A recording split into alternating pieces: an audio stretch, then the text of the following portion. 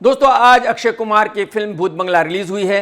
मैं उसी का रिव्यू करूंगा, आपको बताने की कोशिश करूंगा कि ये फिल्म कैसी है, अच्छी है या बुरी है। फिल्म की कहानी यह है कि अक्षय कुमार की एक पुरानी खानदानी हवेली है जिसमें किसी भी लड़की की शादी नहीं हो सकती। अगर किसी लड़की की शादी होगी तो उसकी मौत पक्की है। लेकिन अक्षय कुमार की बहन की शादी तय हो चुकी है और इसी हवेली में होनी है। तो अब यह जानने के लिए आपको फिल्म देखनी होगी कि अक्की की बहन की शादी होती है या नहीं होती, और अगर होती है तो वो जिंदा बचती है या नहीं बचती। इस फिल्म का स्क्रीन प्ले बहुत ही ज्यादा बिखरा हुआ है।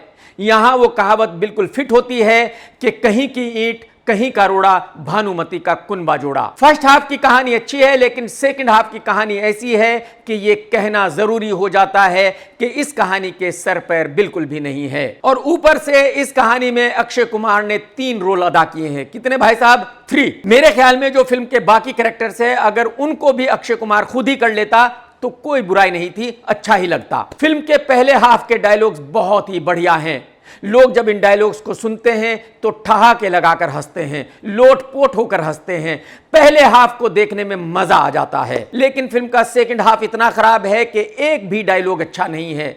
एक भी डायलॉग ऐसा नहीं है जिसको सुनकर आपको हंसी आएगी। हालांकि इस फिल्म में अक्षय कुमार की कुछ पुरानी फिल्मों के हिट डायलॉग्स यूज किए गए हैं। अगर एक्टिंग की बात करूं तो अक्की ने अपने तीनों ही रोल्स को अच्छे से निभाया है। अक्की ने बढ़िया एक्टिंग की है, लेकिन अक्की की एज इतनी ज्यादा है कि वो यंग हीरो के रोल में फिट नहीं दिखता। जो अक्की के 2 रोल हैं जिसमें उसको ज्यादा एज का दिखाया गया है, उनमें तो बिल्कुल फिट है, लेकिन जो यंग हीरो का रोल है उसमें वो फिट नहीं है। एक्चुअली उस रोल में फिट हो सकता था रणबीर कपूर या सिद्धार्थ मल्होत्रा। अक्षय कुमार का जो फादर बना है वो अक्की से ज्यादा यंग दिखता है, और अक्की जहां भी एक्ट्रेस वामिका के साथ होता है वहां ऐसा लगता है जैसे दादा और पोती का रोमांस चल रहा हो। अब अक्की की एज बहुत ज्यादा हो गई है, बूढ़ा दिखने लगा है, तो मेरे ख्याल में इस तरह के रोल अक्की को अब नहीं करने चाहिए। राजपाल यादव ने अपने रोल को बहुत ही शिद्दत से निभाया है, बहुत ही जबरदस्त एक्टिंग की है। राजपाल जब भी पर्दे पर आता है लोग जोर जोर से हंसते हैं। परेश रावल का रोल बड़ा भी नहीं है और परेश अपने रोल में फिट भी नहीं है, और उसकी वजह भी यही है कि परेश रावल की उम्र भी बहुत ज्यादा हो गई है, और ऊपर से परेश रावल ने अपना ही मूत पीकर अपने चेहरे को ऐसा बिगाड़ लिया है, उसके चेहरे पर ऐसी लानत आ गई है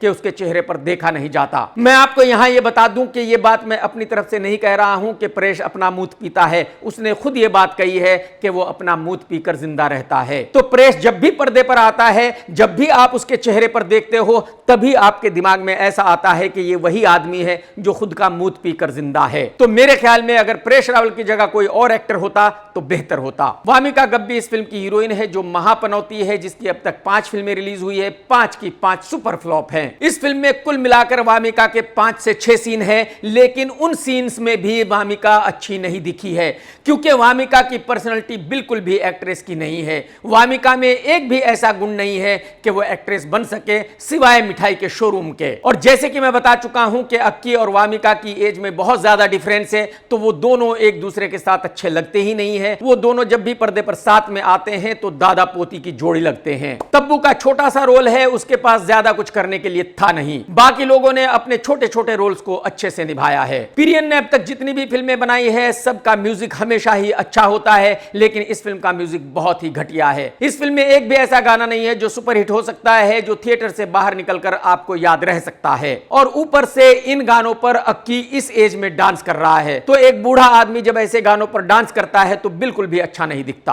आप में से बहुत सारे लोग ये जरूर पूछेंगे कि फिल्म कैसे बनी। एक्चुअली देश में नेशनल अवार्ड दिया जाता है, और नेशनल अवार्ड की जूरी का एक बॉस होता है हर साल। एक साल वो भी था जब नेशनल अवार्ड की जूरी का बॉस था प्रियदर्शन, और उस साल प्रियदर्शन ने नेशनल अवार्ड दिया था अक्षय कुमार को, इस शर्त के साथ कि अक्की कुछ सालों के बाद उसकी एक फिल्म करेगा। एकता कपूर ये ऑफिशियली कह चुकी है कि जब उसने अक्की के साथ अपनी पहली फिल्म की थी तो उसमें बहुत ज्यादा नुकसान हो गया था। अक्की ने उसको ऑफर किया था कि पैसे वापसी ले ले। एकता ने कहा था कि नहीं सर, आगे चलकर आप मेरे लिए एक फिल्म करना, और एकता ने ऑफिशियली कहा कि यह फिल्म उसी डील के तहत बनी है। यानी कि अक्की को 2 लोगों का कर्जा चुकाना था, प्रियदर्शन और एकता कपूर का, और ये फिल्म करके उसने दोनों का कर्जा चुका दिया है। तो कुल मिलाकर मैं ये कह सकता हूं कि ये एक ऐसी फिल्म है जिसमें 2 फिल्में हैं। पहला हाफ एक फिल्म है, सेकंड हाफ एक फिल्म है। जो पहला हाफ है वो बहुत ही कमाल है, उसको देखने में बहुत ही मजा आता है, उसको देखते हुए लोग बहुत जोर जोर से हंसते हैं और पहला हाफ देखने पर ऐसा लगता है कि शायद ये फिल्म बहुत बड़ी ब्लॉकबस्टर होने वाली है। लेकिन इस फिल्म का सेकंड हाफ इतना घटिया है, इतना वाहियात है कि एकदम टॉर्चर है। सेकंड हाफ देखते हुए पब्लिक को समझ में ही नहीं आता कि ये कौन सी फिल्म चालू हो गई है।